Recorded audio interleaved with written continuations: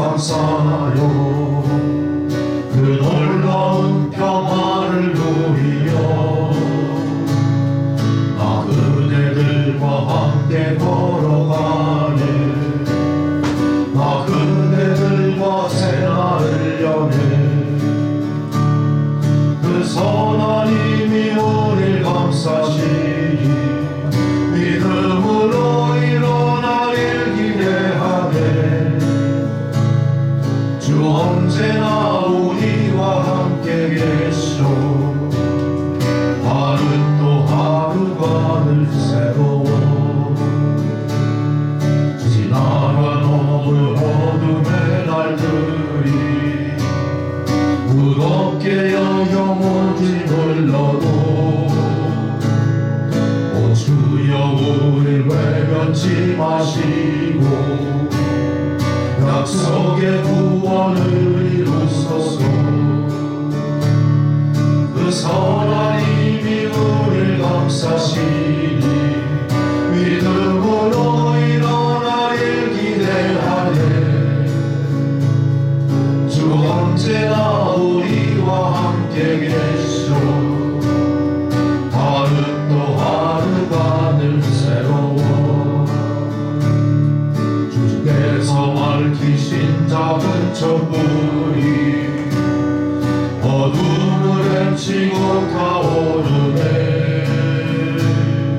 그 빛에 우리 모두 하나 되어 온 우리의 비추게 하소서. 그 선하님이 우릴 감싸시니 믿음으로 일어나길 기대하네. 주 언제나 우리와 함께 계셔. 하루 또 하루가 늘 새로워. 이 고요함이 깊이 번져갈 때 저 가슴 벅찬 노래 들리네. 다시 하나가 되게 이끄소서. 당신의 빛이 빛나는 이 밤. 그 선하님이 우릴 감싸시니 믿음으로 일어나길 기대하네. 주 언제나 우리와 함께 계셔. 하루 또 하루가 늘 새로워. 할렐루야. 우리 다 함께 시편 18편 1절에서 3절 말씀 함께 교독하시면서 합독하시면서 대인절 주일 예배 드리시겠습니다.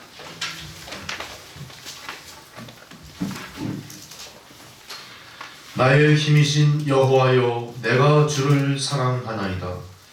여호와는 나의 반석이시요 나의 요새시요 나를 건지시는 이시요 나의 하나님이시요 내가 그 안에 피할 나의 바위시요 나의 방패시요 나의 구원의 뿌리시요 나의 산성이시로다. 내가 찬송받으실 여호와께 아뢰리니 내 원수들에게서 구원을 얻으리로다. 아멘. 찬송가 1장 부르시겠습니다.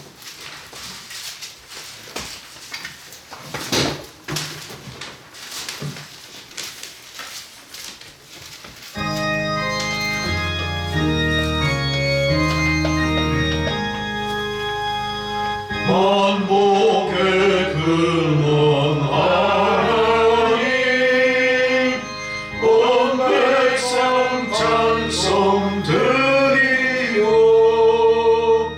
저 천사여 찬송하세. 찬송 성부 성자 성령 아멘. 함께 사도신경으로 우리 신앙을 고백하시겠습니다. 나는 전능하신 아버지 하나님 천지의 창조주를 믿습니다.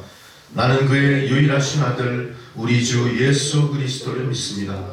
그는 성령으로 잉태되어 동정녀 마리아에게서 나시고 본디오 빌라도에게 고난을 받아 십자가에 못 박혀 죽으시고 장사된 지 사흘 만에 죽은 자 가운데서 다시 살아나셨으며 하늘에 오르시어 전능하신 아버지 하나님 우편에 앉아 계시다가 거기로부터 산자와 죽은 자를 심판하러 오십니다. 나는 성령을 믿으며 거룩한 공교회와 성도의 교제와 죄를 용서받는 것과 몸의 부활과 영생을 믿습니다. 아멘. 성시교도 교도문 115번입니다. 구주강님의 말씀 교독하시겠습니다. 115번입니다.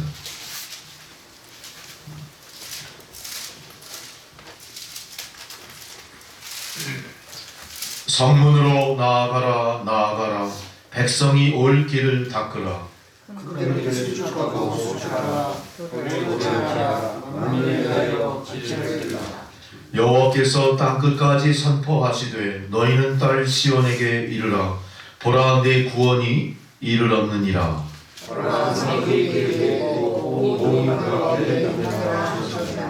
사람들이 너를 일컬어 거룩한 백성이라 여호와께서 구속하신 자라 하겠고 또 너를 일컬어 어림받지 아니한 성도라 하리라. 선지자 이사야의 책에 쓴 바 광야에서 외치는 자의 소리가 있어 이르되 너희는 주의 길을 조심하라. 이의 오실대로 깨끗하라. 모든 골짜기가 메워지고 모든 산과 작은 산이 낮아지고 모든 육체가 하나님의 구원하심을 보리라 함과 같으니라. 아멘. 이 시간 다 함께 침묵으로 지난 시간 주님 앞에 지은 죄를 고백하시는 기도 드리시겠습니다. 기도하십니다.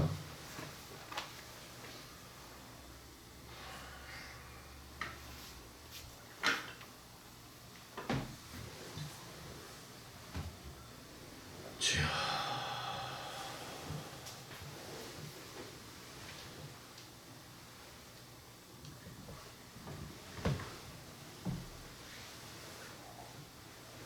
주 아버지,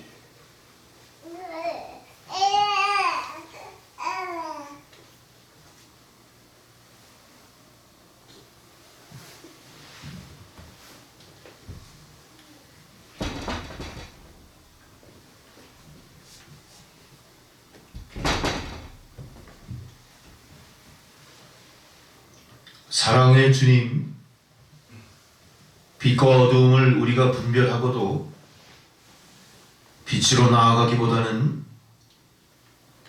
적당히 세상과 타협하며 어두움에 그렇게 머물러 있는 우리의 모습과 참과 거짓을 분별하고도 무엇이 진리인가를 세상에 알리지도 못하고 그렇게 세상과 적당히 타협하며 살아가고 있는 우리의 모습을 그 모습 그대로 주님 십자가 앞에 내려놓습니다.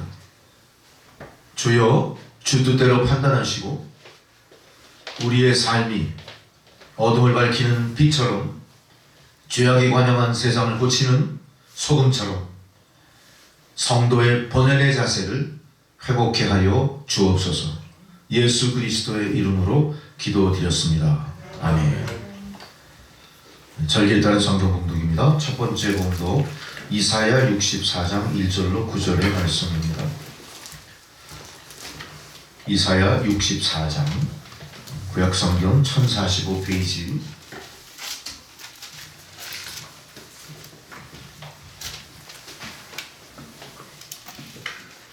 한 절씩 교독하겠습니다.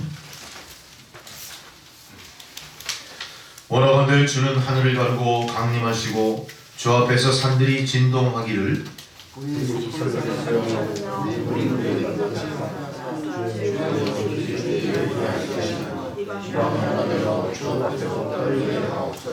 주께서 강림하사 우리가 생각하지 못한 두려운 일을 행하시던 그때에 산들이 주 앞에서 진동하여 싸우니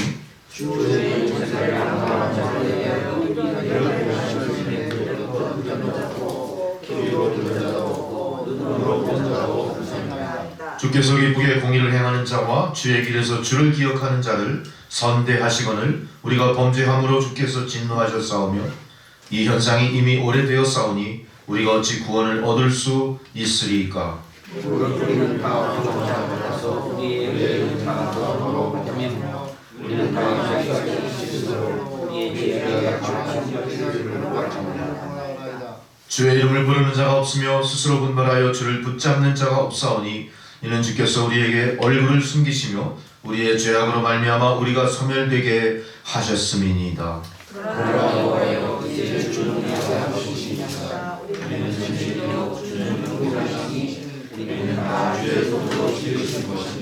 함께 있습니다. 여호와여 너무 분노하지 마시오며 죄악을 영원히 기억하지 마시옵소서. 구원하오니 보시옵소서. 보시옵소서. 우리는 다 주의 백성이니이다. 아멘. 두 번째 사도서 간의 봉독은 고린도전서 1장 3절로 9절까지 말씀입니다. 고린도전서 1장 3절로 9절 신약성경 263페이지입니다.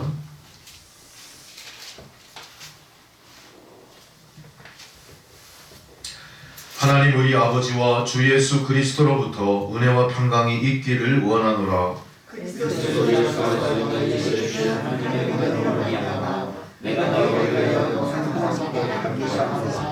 이는 너희가 그 안에서 모든 일 곧 모든 언변과 모든 지식의 풍족함으로 너희가 모든 은사에 부족함이 없어 우리 주 예수 그리스도의 나타나심을 기다림이라.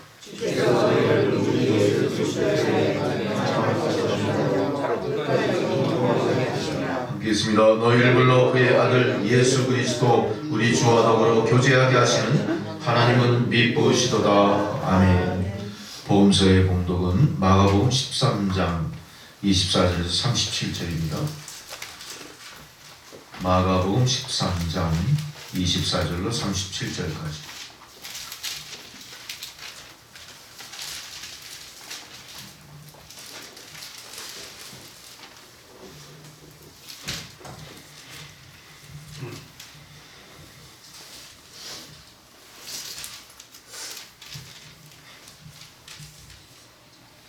그때에 그 환난 후에 해가 어두워지며 달이 빛을 내지 아니하며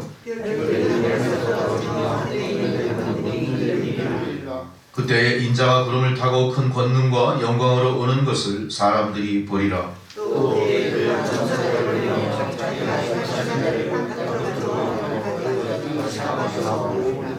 무화과나무의 비유를 배우라. 그 가지가 연하여지고 잎사귀를 내면 여름이 가까운 줄 아나니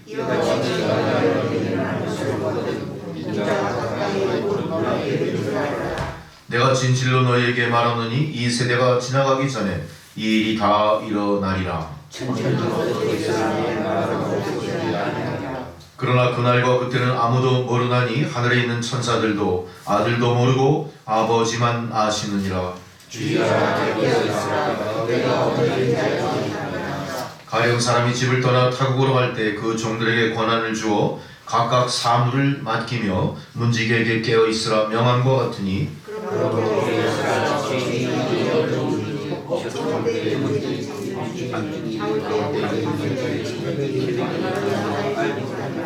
그가 호련히 와서 너희가 자는 것을 보지 않도록 하라. 깨어 있으라. 내가 너희에게 하는 이 말은 모든 사람에게 하는 말이니라 하시니라. 아멘. 찬송가 177장을 부르시겠습니다. 177장.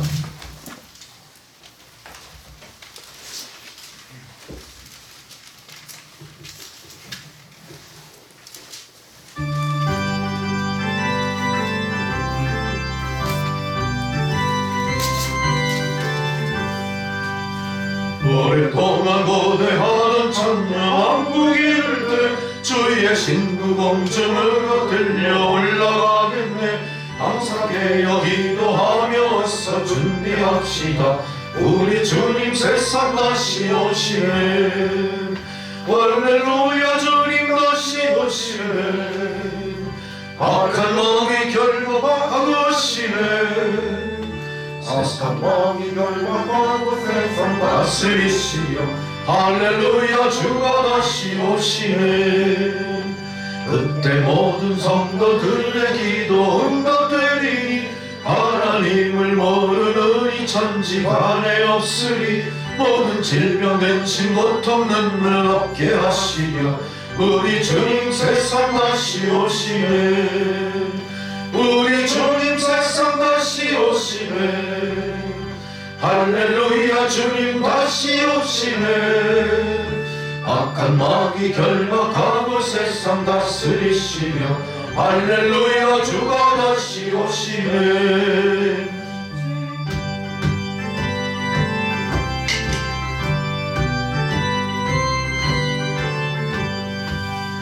주의 구속함을 얻은 천만 성도 일제히 거룩한 산 시온성의 기쁨으로 모이리 화평함과 인애로서 세상 다스리시며 우리 주님 세상 다시 오시네 우리 주님 세상 다시 오시네 할렐루야 주님 다시 오시네 악한 마귀 결박하고 세상 다스리시려 할렐루야 주가 다시 오시네 우리 주의 평화로운 천년 왕국이 이룰 때 그곳에선 죄와 고통 사망 없어지겠네 천만 성도 간절하게 주를 고대하노라 우리 주님 세상 다시 오시네 우리 주님 세상 다시 오시네 할렐루야 주님 다시 오시네 악한 마귀 결박하고 세상 다스리시려 할렐루야 주가 다시 오시네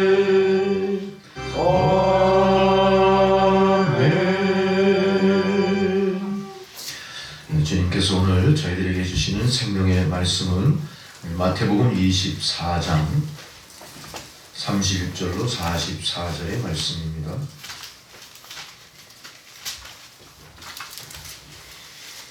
주의 말씀을 봉독해 드리겠습니다. 마태복음 24장 36절로 44절. 그러나 그날과 그때는 아무도 모르나니 하늘의 천사들도 아들도 모르고 오직 아버지만 아시느니라. 노아의 때와 같이 인자의 임함도 그러하리라. 홍수전에 노아가 방주에 들어가던 날까지 사람들이 먹고 마시고 장가들고 시집가고 있으면서 홍수가 나서 그들을 다 멸하기까지 깨닫지 못하였으니 인자의 임함도 이와 같으리라.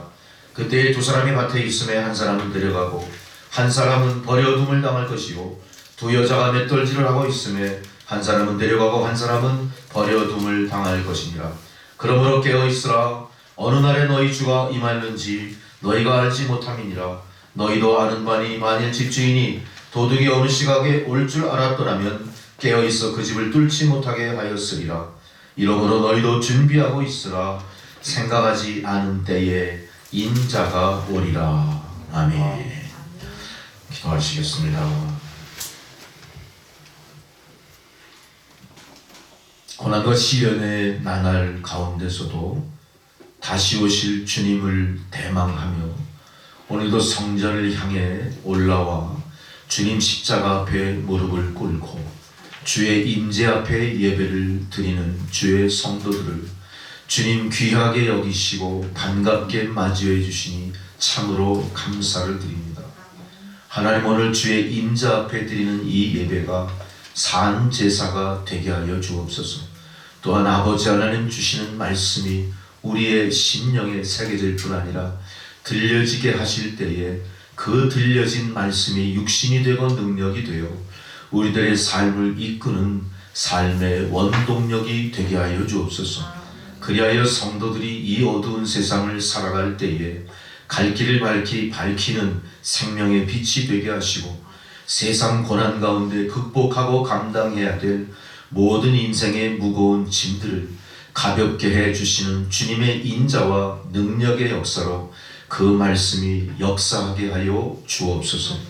온 세상이 코로나19 바이러스의 위협 속에 다시 한번 대유행의 국면으로 접어들면서 온 세상 인류가 고난 속에 전전긍긍하는 이 때에도 주의 백성들을 특별히 구별하여 주의 품에 보호하시고 부르시어서 이 어두운 세상 환난 많은 세상 가운데 사명을 일깨워 주시고 분명히 감당해야 될 각자의 믿음의 몫을 정해 주신 줄 아오니 하나님, 우리가 믿음의 눈을 뜨고 주를 바라볼 뿐 아니라 주님께서 우리들 각자의 삶 속에 당부하고 계신 그 소명을 감당하는 주의 성도들이 되게 하여 주옵소서.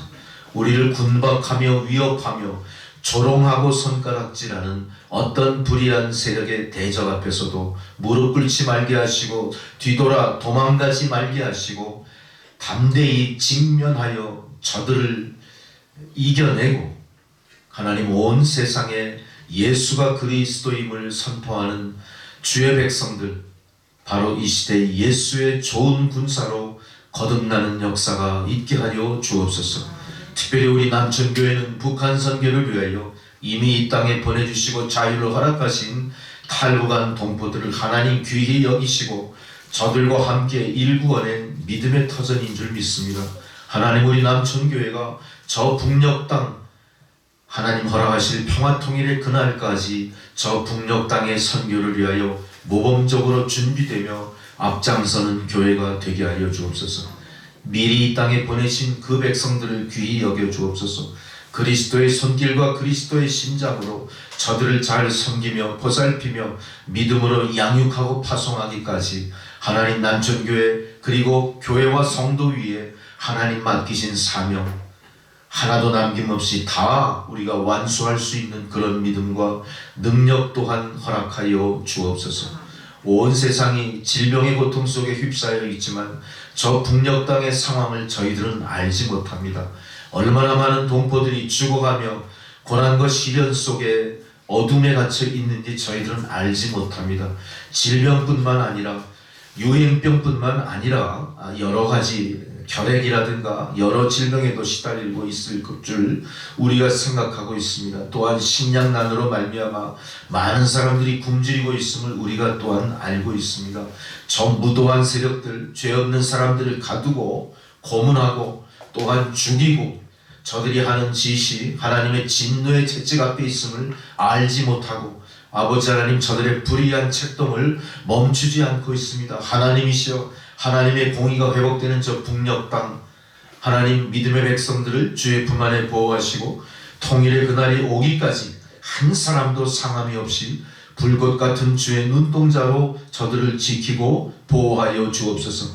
하나님, 지금 이 순간에도 하나님의 평화의 통일을 위하여 성실하게 역사를 경륜하고 계신 줄 믿습니다. 하나님, 우리가 이 하나님 통일의 역사 가운데 무엇을 어떻게 감당해야 될지를 깊이 깨닫고 또한 회개하고 반성하는 성도들이 이제 하나님의 평화 통일에 우리도 각자의 맡은 바 사명을 깨닫고 통일을 위해 일할 수 있는 저희들 모두가 되게 하여 주옵소서. 북한 동포들을 위해 기도하게 하시고 북한의 지하교회 위에 기도하게 하시고 닫혀있는 북한의 선교의 문이 다시 열리기까지 선교를 준비하는 모든 선교사들과 한마음이 되어 북한 선교를 잘 준비하는 우리 남천교회와 성도들 또한 다 되게 하여 주옵소서. 하나님, 전염병의 시련과 더불어 온 세상을 뒤덮고 있는 불투명한 미래의 삶에 대해서, 경제적인 여러 가지 불안함에 대해서, 또한 여러 가지 서민들의 혹독한 삶의 현실에 대해서 하나님 긍휼과 자비의 손길을 펼치시고 저들을 위로하시고 돌보시고 이 고난과 시련의 세월을 슬기롭게 잘 극복할 수 있는 힘과 용기와 지혜를 또한 온 세상 사람들에게 베풀어 주시옵소서. 잠시 멈춰있는 듯 하지만 지금 이 순간에도 목숨 걸고 복음을 위하여 헌신하는 많은 선교사님들, 그들의 가족들, 또한 저들을 파송한 교회들 위해 하나님 능력으로 역사하셔서 선교의 불꽃이 사그라들지 않도록 하나님, 선교 대한민국의 기치를 다시 한번 높이 들고 잘 준비하여서 세계 선교가 활짝 열리는 그날이 오기까지 하나님 준비하는 이 대한민국 모든 그리스도의 몸된 교회들이 다 되게 하여 주옵소서. 하나님, 오늘 이 시간 이 자리에 임재하신 주님 앞에 엎드려 기도하는 자들에게 저들의 가정과 직장과 재산과 건강을 올려드리오니 주의 품 안에 잘 보존하여 주시고 어떤 어둠의 세력도 틈타지 못하도록 돌보아 주시옵소서. 예배를 방해하는 모든 영들을 물리치고 하나님의 말씀을 전하고 받는 모든 그 행위 가운데 그것을 방해하는 졸음과 잡념, 혼란한 생각들이 멈추게 하여 주옵소서.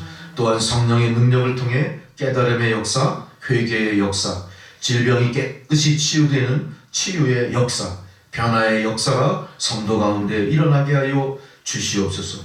예배마다 성령의 임재 가운데 주님을 만나는 복된 시간이 되게 하시고 우리 교회 새신자, 낙심자, 떠났던 자들이, 방황하는 자들이 다시 돌아와 작은 자가 천을 이루고 약한 자가 강국을 이룬다고 약속하신 그 말씀이 이루어지는 역사 있게 하여 주시옵소서. 예배의 시종을 주님 앞에 온전히 의탁하옵고 예수 그리스도의 이름으로 기도드렸습니다. 아멘.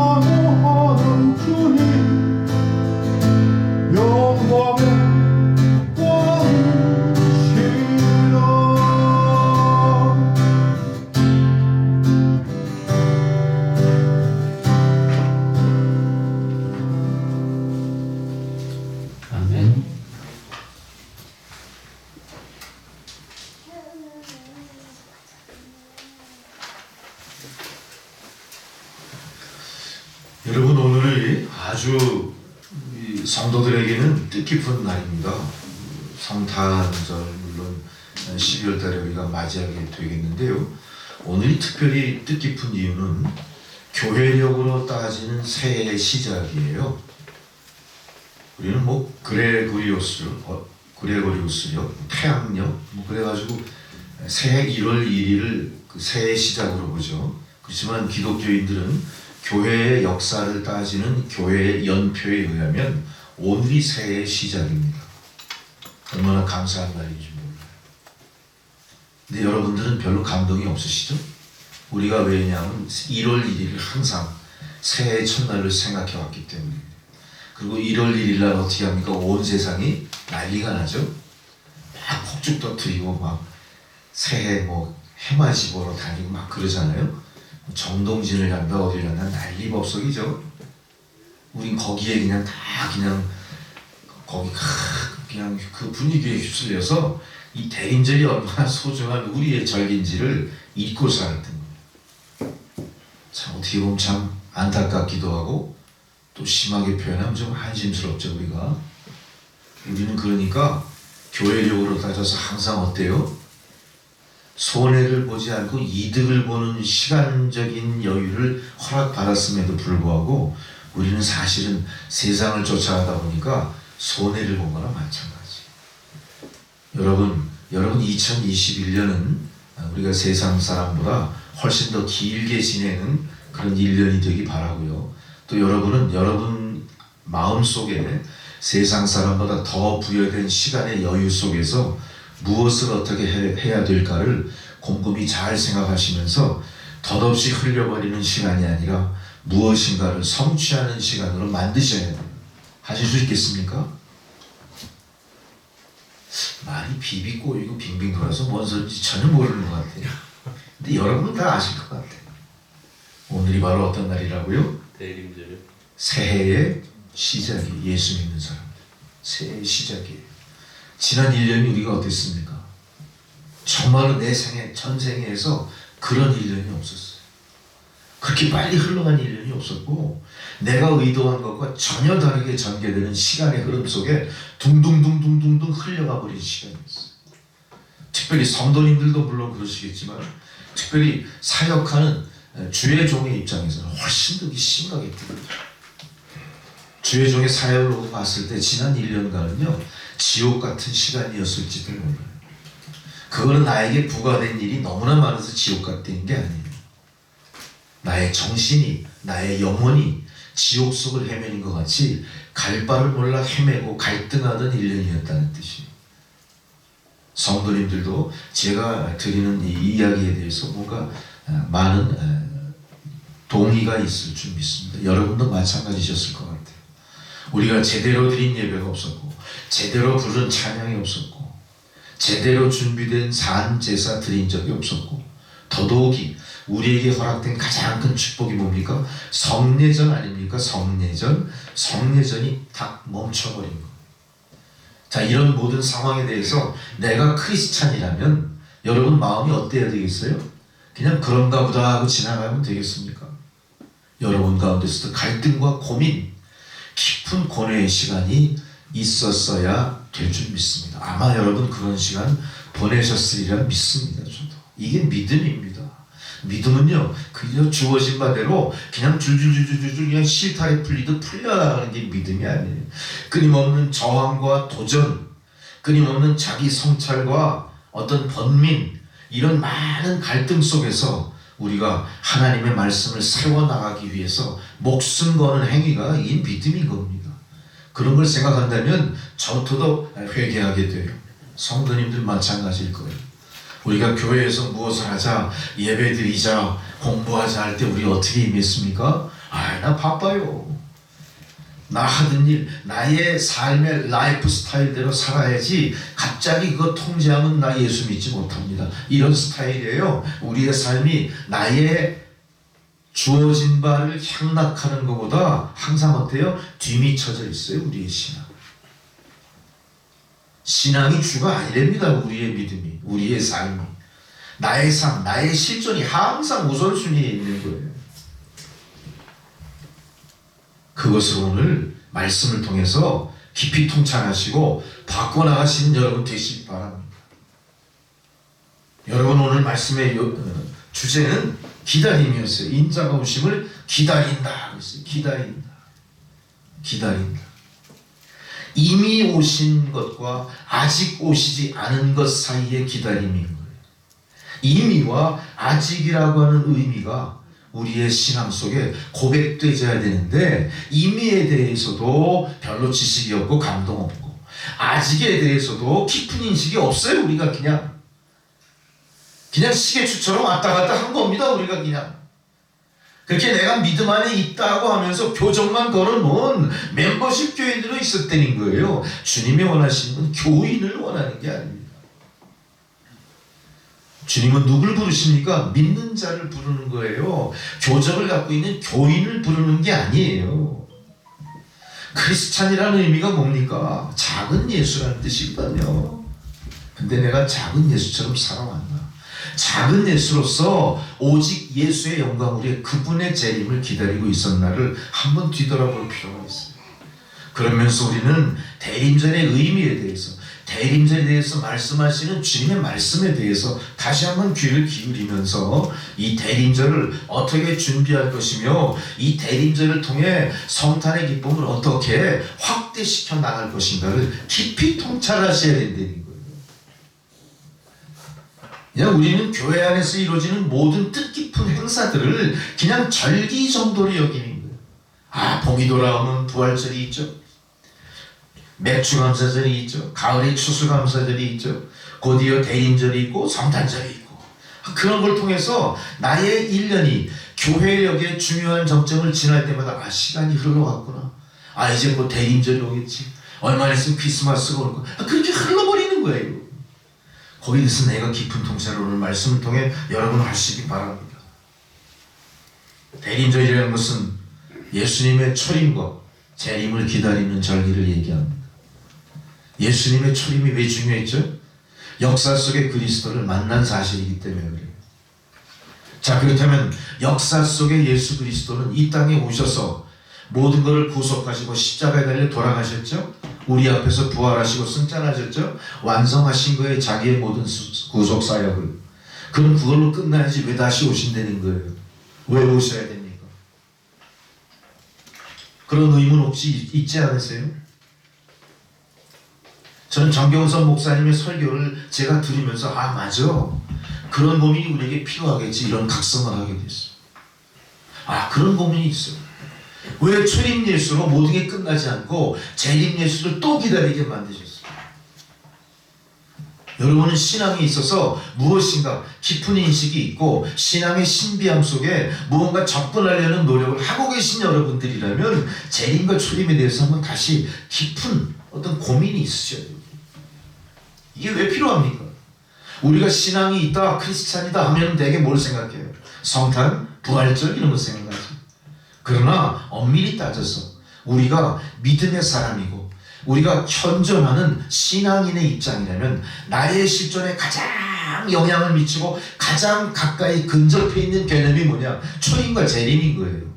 초림은 역사의 예수를 만났기 때문에 이미 경험한 것이고, 재림은 앞으로 오시겠다 약속하신 말씀을 기다림으로 우리에게 주어진 믿음의 노정이 열려버립니다. 그러니까 우리의 신앙은 뭐예요? 엄밀히 따지면 창조부터 부활부터 영생까지 가는 길에서 가장 우리의 실존과 근접해 있는 문제는 뭐냐? 초림과 재림의 문제인 거예요. 그러나 교회는 어떻습니까? 초림과 재림의 문제를 말할 때 있어서 상당히 조심하는 모습들이에요. 초림과 재림이 그만큼 많은 시비거리가 있고 그만큼 많은 불가사의한 일들, 신비한 체험이기 때문에 우리가 그렇게 인식하는 겁니다. 그래서 교회에서 잘 얘기하지 않아요. 초림과 재림을 잘못 얘기하면 신비주의다, 이단성이 있다, 이렇게 시비당해요. 그러다 보니까 성도들이 초림과 재림에 대한 깊은 인식이 깊이를 갖지 못해 옅어진 겁니다. 그러나 중요한 건 뭡니까? 우리는 초림과 재림 사이에 신앙인으로서 당사자인 거예요. 예수님을 만났고 예수님을 죽였고 회개하고 주님 다시 오실 것을 기다리는 믿음의 당사자예요. 우리는 아웃사이더가 아니에요. 방관자가 아니에요. 그냥 바라만 보는 자가 아니라는 겁니다. 우리는 신앙에 있어서 주님과의 관계에 있어서 당사자예요. 주님은 항상 우리를 향해 너와 나 사이의 대화 속에 오시는 겁니다. 우리가 과연 믿음 속에서 그런 인식이 있냐 이거죠. 정말로 내가 주님 앞에 대화의 상대자로서 당사자로서의 입장에서 그렇게 내가 예수를 믿어왔냐는 거죠. 여러분 세상을 가만히 보세요. 세상은 끊임없이 우리가 초림과 재림을 얘기할 때 증거를 보여줘라. 천국이 어디 있느냐? 하늘의 보좌가 무슨 의미야? 그건 다 너희들만이 주장하는 불합리한 얘기들이지. 너희들은 끊임없이 성도들을 미혹해서 무엇인가 파티를 조직하고 그걸로 유지하고 연명하면서 어떤 세력을 추구하고 있지, 이렇게 바라봐요. 세상은 끊임없이. 우리는 거기에 대해서 초림을 얘기하지도 못하고 재림을 얘기하지도 못하고 어떤 증거도 제시할 수 없는 딜레마에 빠져 있는 거예요. 이게 우리의 현실이에요. 차라리 어떤 면에서는 그렇게 쭉 역사가 진행되어 왔다면요, 차라리 초림과 재림을 폐기 처분해도 될 정도인 거 아니냐. 우리 스스로 그렇게 생각해. 왜? 초림과 재림이 나와 무슨 큰 상관이 있을까요? 아직 믿음의 깊은 경지까지 들어가지 못하고 하나님의 약속의 말씀이 나의 삶에 어떤 의미가 있는 것인가를 깨닫지 못한 우리의 입장에서는 세상과 끊임없이 시비의 대상이 되고 무언가 진실을 밝혀야 될 어떤 과제로서 내가 감당할 수 없는 이 의문점에 대해서 차라리 포기해버리자. 여러분 그런 생각 하셨습니까? 혹시 없었다면 제가 지금 말씀드리는 걸 통해서 자극은 받으셔야 될 줄 믿어요. 왜 그러냐면요, 초대교회 성도들이 이 문제에 있어서 훨씬 더 심각한 고민 속에 있었다는 거예요. 우리가 성경을 읽을 때 그걸 깨달아야 되는 겁니다. 지금 내가 이야기하는 게 아니에요. 이 시점의 기독교인으로서 이 시점의 기독교인을 대변하고 깊이 인식한 어떤 단면을 여러분에게 설명하고자 내가 이 얘기하는 게 아니라는 거예요. 역사적으로 이 문제가 얼마나 심각했냐 하면은 바로 초대교회 교인들이 갖고 있는 가장 큰 딜레마였다는 거예요. 자, 그들은 자신들이 살아있는 동안 예수가 반드시 재림할 줄 모른다 하는 재림 사상을 갖고 있었어요. 그러나 어떻습니까? 재림이 계속 지연되어 오는 거예요. 사람들은 생각이 혼란스러워지기 시작합니다. 재림을 기다리는 사람들의 생활 방식도 이제는 뭔가 어떻게 돼요? 타성에 젖어서 주저앉는 스타일이 된 거예요. 아, 재림의 약속은 있었지만 재림은 당대에는 불가능한 거구나. 언제 올지도 모르는 거구나. 자, 재림 신앙이 나의 신앙의 기초가 됐다면, 그렇다면 그 신앙의 기초는 나의 삶에 어떤 순수한 영향을 끼칠 수 있을까? 어떤 순작용을 할 수 있을까? 여기에 대해서 회의를 느끼는 거예요, 성도들이. 자, 예수 믿어봐야 아무것도 좋을 일이 없어요. 우리가 믿었던 것은 재림 예수를 만나고 그분 앞에서 우리가 죄를 고백하고 회개하고 깨끗함을 덧입어서 천국 백성 되는 약속을 얻고, 우리가 그렇게 불의하게 여기던 세상 정부가 하나님의 그 권세 앞에 다 무너져 버리고, 어때요? 기분 좋지 않습니까? 모든 사람들이 그걸 바라보는 거예요. 더더욱이 유대주의 사람들은 어떻습니까?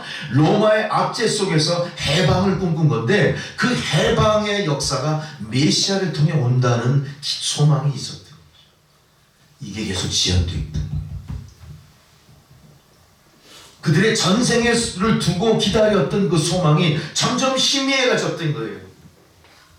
교회가 어떻게 됩니까? 그들을 두면 어떻게 돼요? 이거 그들이 두면 교회가 분열되는 거예요. 여기에 대해서 해답을 제시하지 못하면 교회가 어떻게 돼요? 흩어져 버리는 거예요. 실제로 초대교회 교인들이 이 문제 때문에 많은 사람들이 백슬라이딩, 배교해 버렸다는 거예요. 이게 역사적 사실입니다. 지금은 재림을 기다리다 지쳐서 사람들이 교회를 나가진 않을 거예요. 교회를 떠나진 않을 거예요. 그렇죠? 재림을 기다리다 지쳐서 교회를 떠난 사람들은 없을 거예요. 그러나 초대교회는 재림을 기다리다 지쳐서 교회를 떠나가 버려야 돼요. 자, 하나님 앞에서 어떤 믿음이 더 비중 있게 다뤄지고 옳고 그른가, 그래서 그거 분별하라고 얘기하는 건 아니에요. 자, 초대교회 역사 속에 그런 일이 있었다는 사실을 다시 한번 상기해 보실 필요가 있고, 거기에 대해서 주님은 베드로 후서에 베드로를 통해 이렇게 대답을 주셨어요. 잘 보세요.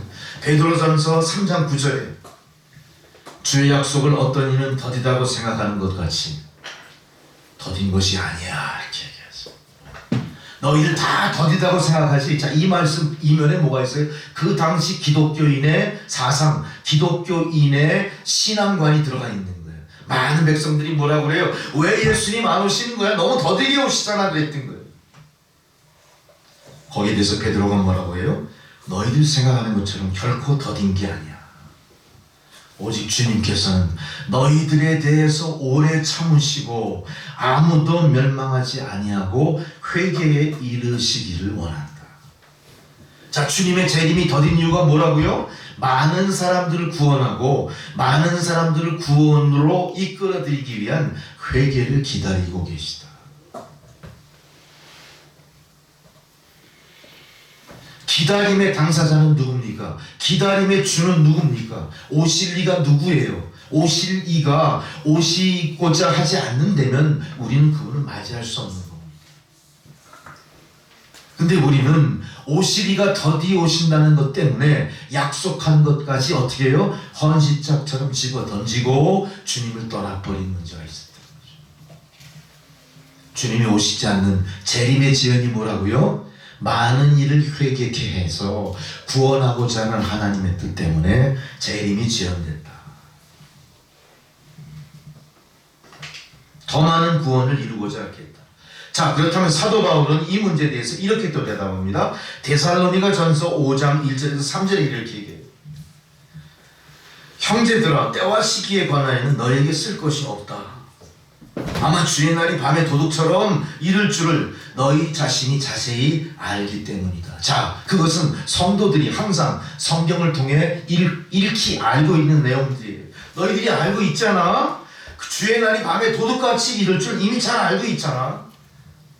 자, 세상 사람들이 평안하다 안전하다 할 그때에 임신한 여자에게 해산의 고통이 이름처럼 멸망이 갑자기 그들에게 이르리니 아무도 피하지 못한다. 자, 하나님이 오시지 않는 이유가, 재림이 지연된 이유가 더 많은 사람을 구원하시고자 하는 하나님의 계획이라면 그 계획이 내 생각대로 이루어지진 않을 것이다. 그러면 어떻게 온다고요? 도적처럼 올 수 있다.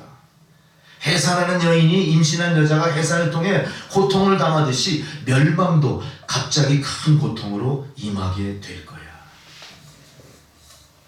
여기서 우리는 재림을 우리가 어떤 자세로 기다려야 될지에 대한 확실한 메시지를 받게 된 거예요. 주의 재림은 우리가 평생을 기다렸다고 해서 평생을 기다린 만큼에 대한 반대로 물어보는 게 아니라는 얘기예요. 주의 재림은 내가 어느 교회에 속한 어느 지위에 있는 중직을 열심히 행했다고 해서 그 선물로 하나님의 감동으로 주어진 그런 게 아니에요. 재림의 문제는 무엇입니까? 초림과 마찬가지로 재림은 철저히 하나님의 뜻대로 움직여지는 것이다. 자, 그래서 우리의 신앙도 나의 생각과 주관대로 이루어질 수 없는 겁니다. 우리의 신앙을 다시 뒤돌아보십시오. 우리 기독교인의 신앙은 초림과 재림이라고 하는 믿음의 두 기둥으로 든든히 유지되어 있어야 돼요. 우리는 항상 초림에 대한 깊은 인식과 더불어 재림에 대한 확신이 우리 마음 가운데 있어야 돼요. 그럴 때 우리의 믿음이 흔들리지 않게 돼요.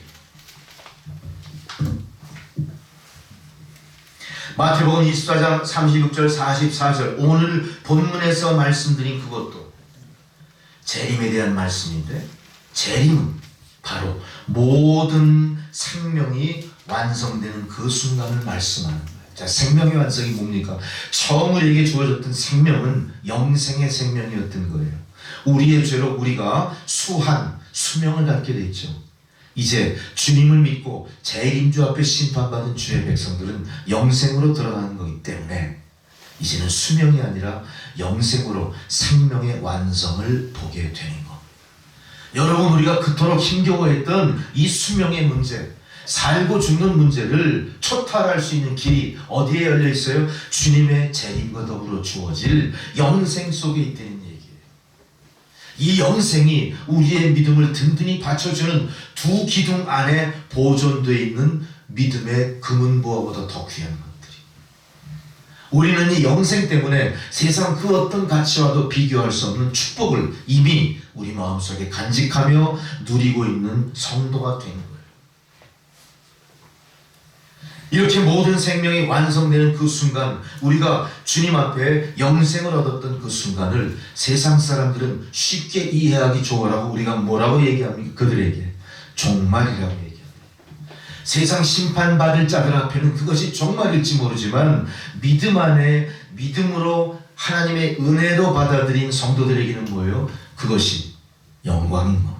왜? 우리 모든 생명이 완성되는 순간이기 때문에. 이제 우리는 완성된 생명을 갖고 영생으로 옮겨가는 겁니다. 이것이 우리의 소망이고 이것이 우리가 예수가 다시 오심을 기다리는 이유가 되는 겁니다. 그래서 우리는 심판받을 세상 사람들이 종말을 두려워하고 종말을 멀리하고 종말이 오기 전에 어떻게든 더 나의 삶을 향유하려고 애쓰는 그런 모습이 아니라 우리는 어떻게 해요? 우리의 삶을 완성시켜줄 하나님의 은혜에 감사해야 되는 겁니다.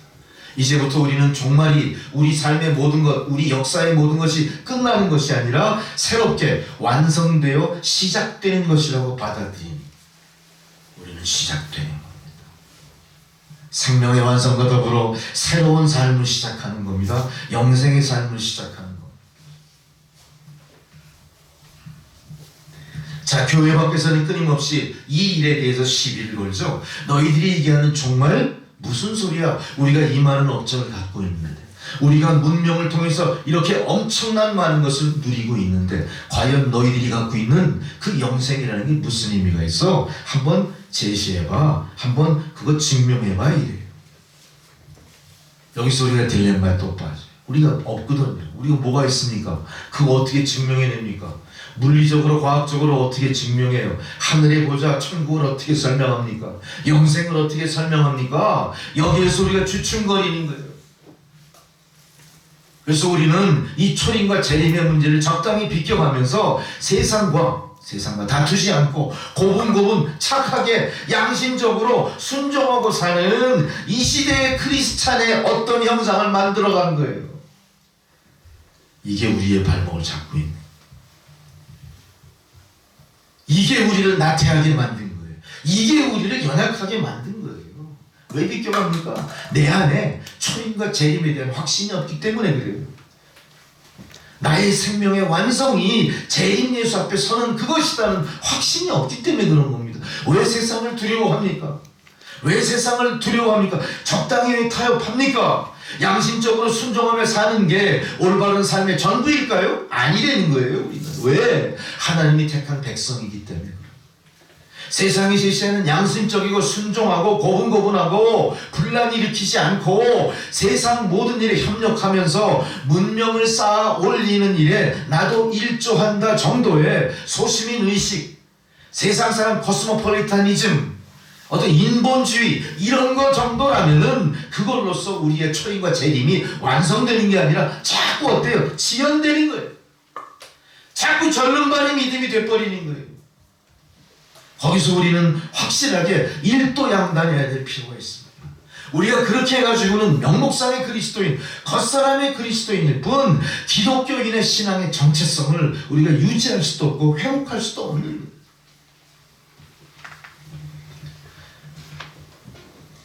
기독교인의 정체성은 종말에 관한 것에, 또 인자의 날 주의 재림이 임할 것에 대한 믿음의 확신 속에 있는 거예요.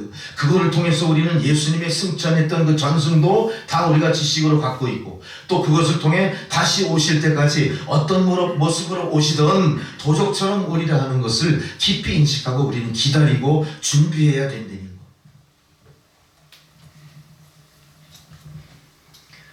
재림신앙은 우리가 안에서 있던 것이 되찾아지고 그것이 다시 확산돼서 이루어지는 게 아니에요. 재림은 분명히 어떻게 옵니까? 밖에서 안으로 오는 거예요.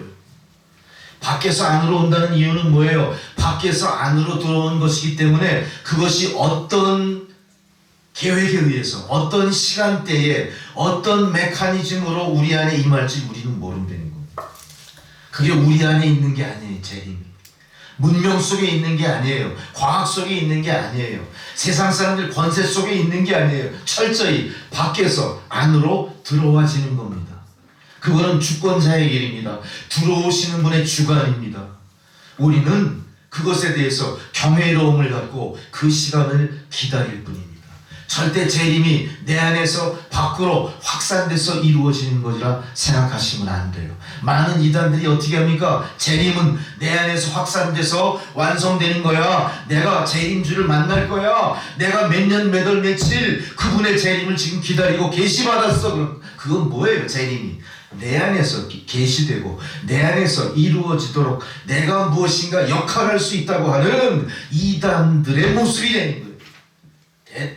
뭡니까? 그 이장님 1997년인가 날짜를 기억 못하네요. 제가 예화를 들지 못. 그 사람이 그 다미 선교를 통해서 뭐라고 그래요? 20 몇 년 전에 뭐라고 그러죠? 몇 년 몇 월 며칠 예수님 오신다. 아닙니다. 재림은요 밖에서 안으로 들어. 밖에서 안으로 들어오는 재림을 누구도 알 수 없다는 비밀이 오늘 성경을 통해 우리에게 확인되는 바입니다.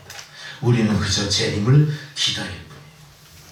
생명이 밖에서 우리에게 들어왔던 것처럼 우리 안에 있는 모든 것들이 부정되고 우리 안에 있는 모든 것들이 그분 손에 의탁될 때 재림은 빛나는 것이고 생명의 완성으로 갈 수 있는 거예요.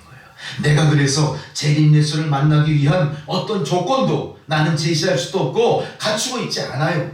착각하지 마세요. 생명의 완성도 내가 그동안 이룩한 믿음 안에서의 헌신, 순종의 결과로 주어지는 게 아니라 어떻게 될지 몰라요. 왜? 밖에서 안으로 들어오는 거예요. 내가 이 세상에 하나님의 은혜로 태어났던 것처럼 하나님의 재림을 바라볼 수 있는 것도 철저히 하나님의 은혜 가운데 이루어지는 거예요. 우리는 세상 가운데 자기의 이름을 내고 내가 원하는 많은 것을 성취하고 또 그것이 나의 삶의 향상을 주고 윤택하게 하고 안정을 취하게 하고 이것이 바로 신앙의 유익이다. 그런 착각 속에 빠졌었어요. 맞습니다. 좋아요. 신앙은 우리의 삶을 윤택하게 해야 돼요. 나의 사고방식과 세계관을 넓혀야 돼요. 좋아요. 그러나 그게 전부는 아니라는 거예요. 우리는 그동안 믿음을 나의 소원 성취, 내가 원하던 것들이 충족되는 것, 그 안에서 평강을 얻는 것, 이것이 믿음의 본질인 줄 알았어요. 그러나 그것은 아니라는 겁니다. 자, 신앙이 아니고도 우리는 얼마든지 능력 있는 자들을 통해서 그 능력을 분배받을 수 있어요. 누군가의 힘에 의해서 보호받을 수 있어요. 언제? 그들을 추종하고 순종하고 그들 뜻대로 인생 살아갈 때 그래요. 우리가 물질의 권능 속에 사로잡히면 어떻게 돼요? 물질의 노예가 돼서 물질이 이끄는 대로 나의 인생을 그렇게 가는 겁니다. 그러나 그것이 주님의 재림을 위해서 어떤 역할을 할까요? 그것이 생명의 완성에 어떤 유익을 줄까요? 돈이 나의 생명일까요? 돈이 나의 생명을 연장할까요? 돈이 나의 모든 질병을 치료할까요? 돈이 나의 땅에 떨어진 명예를 다시 회복시킬까요? 그런 천박스러운 믿음, 천박스러운 기대를 오늘의 크리스찬들이 버려야 됩니다. 우리 교회는 이만큼 업적이 있고 우리 교회는 이런 걸 감당하고 우리 목사님 이만큼 훌륭해? 이게 뭔 의미가 있어? 뭔 의미가 있어? 이제는 다시 한번 우리가 초림과 재림을 마음속에 깊이 되새기면서 재림을 준비하고 기다리는 교회, 재림을 맞이할 자격을 갖춘 성도로 거듭날 수 있어야 됩니다. 오늘 본문에 보니까 노아 홍수 얘기가 나오죠. 노아는 400년 동안 방주를 준비합니다. 노아가 지금 모든 방주는 인류를 구원한 방주였어요. 자기 개인의 가족만 구한 게 아닙니다. 모든 생명, 기식이 있는 모든 것들을 다 그 안에 수용해서 살려낸 대역사였어요. 근데 세상 사람들은 뭐라고 합니까? 바보, 정신병자 취급하는. 우리가 세상에 나가서 재림 예수를 했을 때 세상은 뭐라 그래요? 그래, 재림 예수가 나와 무슨 상관이 있길래 그래. 왜 그렇습니까? 그들이 행한 모든 잘못된 일에 대한 양심의 가책일지도 몰라요. 아니면 그들이 현재 향유하고 있는 걸 갖다가 포기할 수 없는 집착 때문에 그런 거예요. 그것 때문에 예수를 부인하라고요? 그것 때문에 재림을 이월시켜버린다고요? 얼마나 어리석습니까? 그것은 마치 노아의 방주가 완성됐을 때 노아의 방주의 문이 닫혀서 더 이상 들어가지 못하고 물에 빠져 죽는 생명과 똑같은 거예요. 우리가 이런 안타까움이 지금 우리 마음속에 있어야 됩니다. 내가 왜 저들을 구원하지 못할까? 내가 왜 저들을 예수가 그리스도임을 선포하지 못할까? 분명히 주님 말씀하셨죠? 내가 지금 늦게 오고 싶은 늦게 오는 게 아니야. 많은 사람들을 회개하고 구원하게 하고자 내가 재림을 지연시키고 있단다. 이 말씀이 나의 뇌수에 박힌 여러분들이라면 지금 이 순간 어떻게 해야 됩니까? 구원의 방주의 문이 닫히기 전에 어떻게 하면 더 많은 사람들을 구원으로 이끌어낼 것인가를 심사숙고하셔야 되는 거예요. 여러분의 삶이 믿음을 통해서 신앙생활을 통해서 윤택해지고 소원 성취되고 마음의 평정을 얻고 그걸로 끝나서는 안 된다는 거예요. 뭘 해야 됩니까 우리가? 이제는 주님의 구원, 주님의 재림의 심판이 눈앞에 있다는 것을 내가 발로 뛰어다니면서 문 두드리면서 알려줘야 되는 거예요. 잠자는 자들을 흔들어 깨워야 되는 거예요. 꾸벅꾸벅 조는 사람들한테 볼밤이라도 안 되면 정신 좀 차려. 정신 좀 차려. 뭐 그렇게 여러분 세상에 가신 게 그렇게 연연하길래요? 그 세상에 가신 게 그렇게 애착이 갑니까? 노아의 방주의 문이 닫혔을 때 온 지면 위에 기식이 있는 건 다 물에 빠져 죽습니다. 방주에 들어오지 못하면 다 죽는 거예요. 죽음은 뭡니까? 죽음은 하나님 징벌의 완성. 우리가 죄 짓고 마지막으로 우리가 경험하는 게 뭡니까? 영죽음이에요. 영죽음. 영죽음 앞에 내가 충족되어 있는 현재의 일상이 얼마나 소중하다고. 오히려 여러분들은 일상의 소중한 것을 더 소중하게 여기기보단 일상에 너무 많은 것이 흘러 넘치는 거야. 너무 과잉이야. 과잉이야. 너무 과잉이다 보니까 정말로 중요한 하나님의 메시지, 정말로 중요한 하나님의 현상을 우리가 흘려버려요. 다. 우리가 아름다운 자연을 보고 감동합니까? 아름다운 자연을 보면서 시간을 경륜하시는 하나님의 능력을 바라봅니까? 우리가 자연의 아름다움 속에서 어떤 호연지기를 느끼고 현재의 모든 고난을 훌훌 털어버리고 새 마음으로 새로운 모습으로 내가 주님 열어놓으신 십자가의 길을 가리라 다짐하는 그런 일이 여러분 가운데 수시로 일어납니까? 우리가 일상이 너무 과잉해서 거기에 치여 살다 보니까 하나님이 우리에게 바로 옆에서 베풀어 주시는 놀라운 신비한 역사, 하나님의 은혜를 다 잃어버렸고요. 다 잃어버려요. 다 지나쳐버린 거예요. 왜? 하찮게 여기면서. 노아가 방주를 만들면서 이것이 생명의 방주라고 외칠 때 저런 미친놈 그랬던 거예요. 미친놈. 예수 믿는 건 마찬가지예요. 왜 예수 믿어? 쓸데없이 그렇게 세상의 비난을 받으면서 왜 예수 믿어? 예수 믿어 좋을 게 뭐야? 교회가 다 갖춰서 뭐가 남어? 내가 그렇게 목사한테 빠졌어. 넌 예수를 믿는 거야? 목사를 믿는 거야? 별의별 시비가 다 많습니다.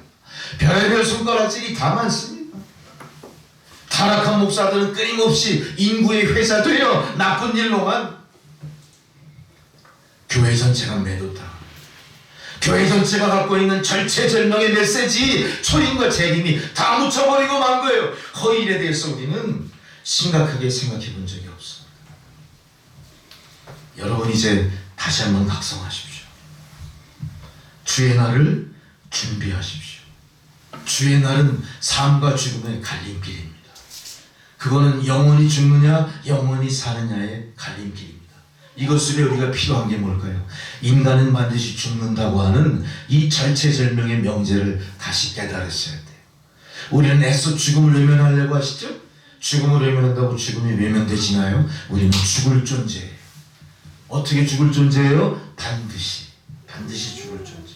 우리의 실존을 냉정하게 뒤돌아보실 필요가 있습니다. 나의 건강도 언젠간 무너져요. 반드시 무너져요. 그거는 사망과 연결될 거예요. 내가 세상 앞에 자랑할 만한 게 사실은 없는 겁니다. 나의 권세, 영원도 흥하겠습니까? 화무시비론이라고 그러잖아요. 권불십년이라잖아요. 영원하지 않습니다. 로마의 권세도 다 사라져버렸습니다. 세계 대통령도 낙선자가 되어버렸습니다. 아무것도 아니에요. 이제 우리는 이 실존의 냉정함 속에 우리의 실존의 모습을 직시하면서 우리의 죽음을 되살릴 수 있는 자가 누구신가를 생각해 보십시오. 바로 예수 그리스도가 우리의 생명이십니다. 다시 오실 예수 그리스도를 통하지 않는 이상 나의 시한부상, 나의 수명을 극복할 영생의 길은 없다는 거예요. 우리는 예수 그리스도 안에 생명을 받아내야 됩니다. 예수께서 우리 안에 생명을 주입시켜 주실 거예요. 무엇으로? 하나님의 은총으로. 내가 잘해서 받는 게 아닙니다. 내가 회개하고 주님 앞에 나가 모든 걸 다 포기하고 의탁할 때 우리에게 주신 겁니다. 한 청년이 사제에게 가서 자기의 인생을 이렇게 상담을 받습니다. 그래서 내가 이제 머지않아 시험을 보게 되는데 합격할 수 있도록 우리 신부님 기도를 많이 해주십시오. 신부님이 그 청년에게 물어봐요. 그 시험에 합격하고 나서 뭘 할 거야? 제가 좋은 변호사가 되고 싶습니다. 나는 그 분야에 자질이 충분히 있다고 생각합니다. 그래? 좋아. 그럼 그 다음에 뭐 할 거지? 제가 훌륭한 법률가가 된 다음에는 좋은 여자, 좋은 가문과 결혼을 해서 집도 훌륭하게 짓고 이제는 부자로서 부족함이 없는 생애를 살고 싶습니다. 그 후엔 또 뭘 할 건데? 내가 이제 로마시의 법정에서 높은 관직에 벼슬을 하고 싶습니다. 내가 그렇게 추앙하고 흠모했던 그 권력의 정점까지 올라가고 싶어요. 그 다음엔 언젠간 나도 늙고 쇠약해지면 노후의 삶을 고요하게 살겠지요. 그리고는 그 다음에 결국 그렇게 살다가 죽겠죠. 자, 여기까지가 이 청년의 실존입니다. 그때 신부가 청년을 이렇게 끌어당기면서 귀에다 대고 얘기합니다. 그 다음엔 이 청년이 뭐라고 했을까요? 아무 소리도 못하는 겁니다. 우리에게는 대답이 있을까요? 우린 뭐라고 대답하실 거예요? 재림 예수를 기다립니다. 나는 여기서 내 수명이 다해 죽더라도 나는 재림 예수를 만나 영생으로 나갈 겁니다. 우리가 이런 마음가짐으로 예수를 믿어야 되고 이런 마음의 상태로 주님을 기다리셔야 돼요. 그것이 현재 우리의 모든 삶을 이길 수 있는 교도부가 되고 새로운 인생의 터닝 포인트로 작용할 거예요. 여러분의 믿음은 다시 한번 재림 예수를 기다리는 현재의 시점과 이전의 모습과 완벽하게 달라질 겁니다. 여러분의 믿음이 항상 이렇게 재림 예수의 축복과 기다림 속에 늘 가슴 설레는 그런 축복의 나날들이 되기를 주의 이름으로 축원합니다. 기도하시겠습니다. 주님, 재림 예수를 기다리며 생명의 완성을 바라보는 주의 성도들을 축복하옵소서.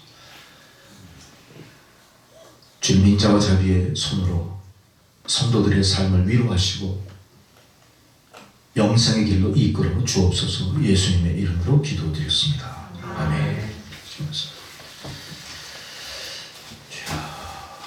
이제 봉헌송 180장 봉헌송으로 부르시겠습니다.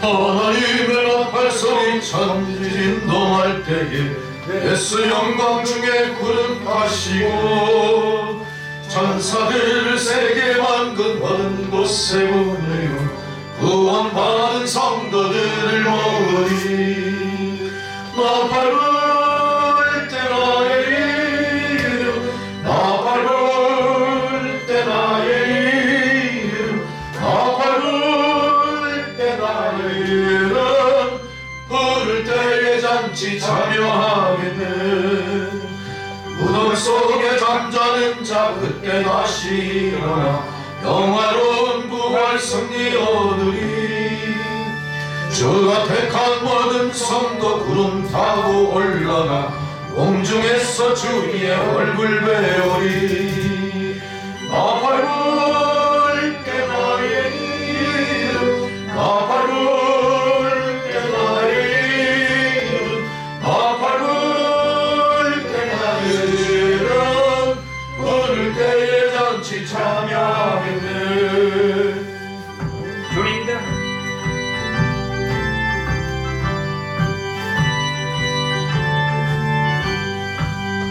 주님 다시 오실 날을 우리 알 수 없으니 항상 기도하고 깨어 있어서 기쁨으로 주님 앞에 우리 나아가오도록 그때까지 참고 기다리겠네. 나 밟을 때 나의 이름 나 밟을 때 나의 이름 나 밟을 때 나의 이름 부를 때에 잔치 참여하겠네. 주여 주의 나팔 소리가 울릴 때 우리가 그 나팔 소리를 듣고 현재 삶의 자리에서 벌떡 일어나 두 손 들고 주님을 찬양하는 성도들이 되게 하여 주옵소서. 재림 예수를 기다리는 소망 가운데 믿음으로 거듭나 감사와 기쁨의 찬양을 주님 앞에 드리는 주의 성도들, 오늘도 하나님 주신 그 은혜를 성별하여 예물을 바칩니다. 예물을 받아주시고 드린 손길 축복하옵소서. 고난과 시련으로 점철된 어두운 세상에 저들이 빛이요 소망이요 힘이요 능력으로 역사하는 작은 그리스도의 삶으로 완성되게 하옵소서. 예수 그리스도의 이름으로 기도드렸습니다. 아멘. 이제 아까 예고해드린 대로 우리 윤서진 어린아이 유아세례 거행하겠습니다.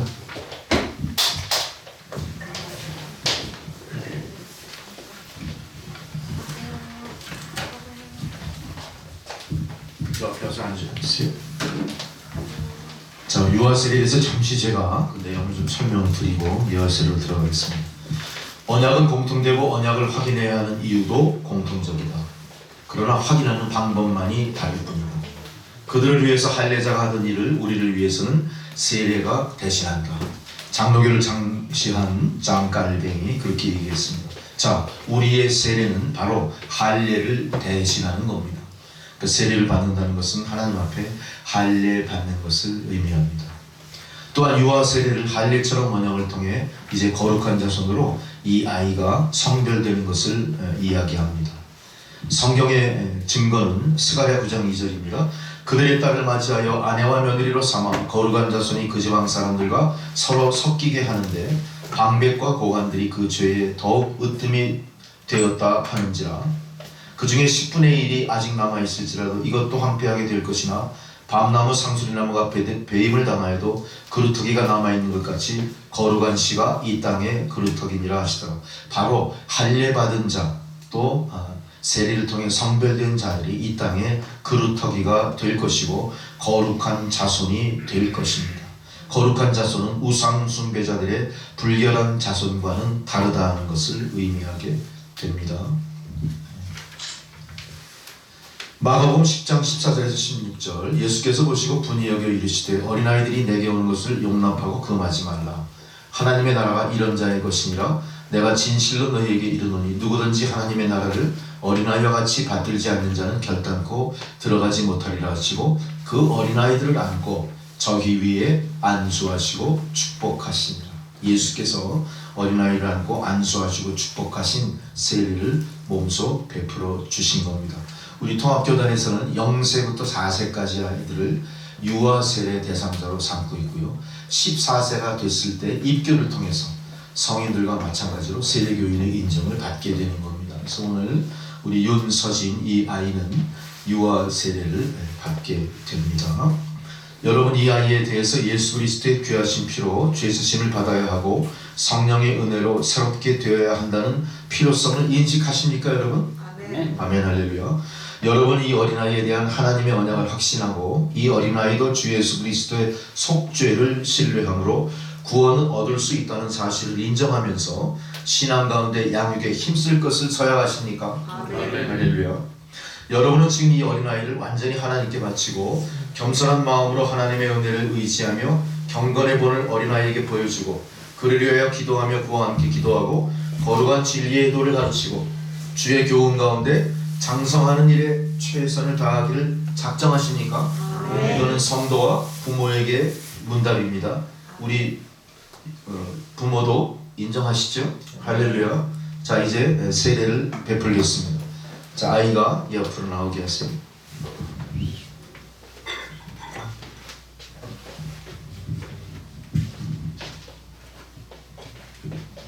이렇게 있습니다.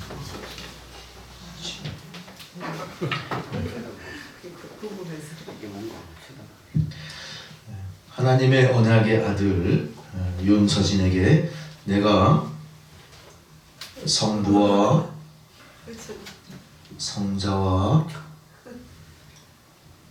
성령의 이름으로 세례를 주노라. 아멘. 할렐루야. 기도하시겠습니다. 하나님, 이 아이의 앞길을 주여 주장하여 주옵소서.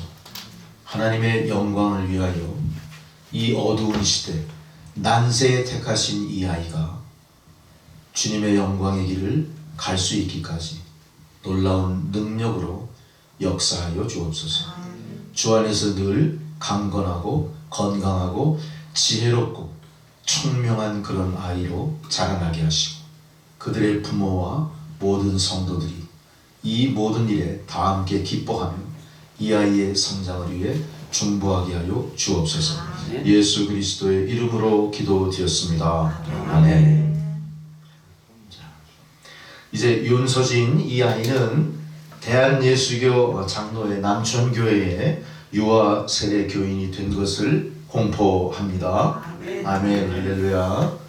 여기서 수고했어요. 수고. 인사하고 들어. 성단이 높이.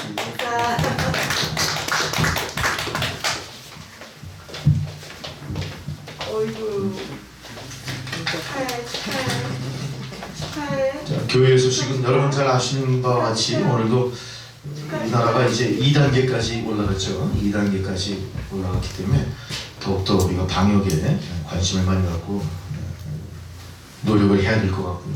빨리 이 상태가 종식되고 또 세상이 다 평안을 회복하기까지 기도를 많이 하셔야 될 것 같습니다. 여러분의 가족들 또 개인 위생 많이 유의하시고요. 다음 주에 또 기쁜 마음으로 다시 성전으로 올라와 만나시기를 바랍니다. 이제 축도로서 일 마칩니다. 이제는 우리 구주 예수 그리스도의 은혜와 하나님 아버지의 사랑과 성령의 교통감화 역사하시는 그 은혜가 인자의 오심을 진심으로 준비하며 어두운 세상에 빛으로 존재하기를 소망하는 주의 백성들 머리머리 위에 세상에 나가 예수가 그리스도임을 선포하는 광야에 외치는 자의 소리 위에 코로나19 방역에 영일이 없이 피땀을 흘릴 모든 의료진들과 방역에 힘쓰는 모든 공익 근무자들의 삶 가운데 이제로부터 영원토록 함께 하시기를 간절히 축원하옵나이다. 아멘.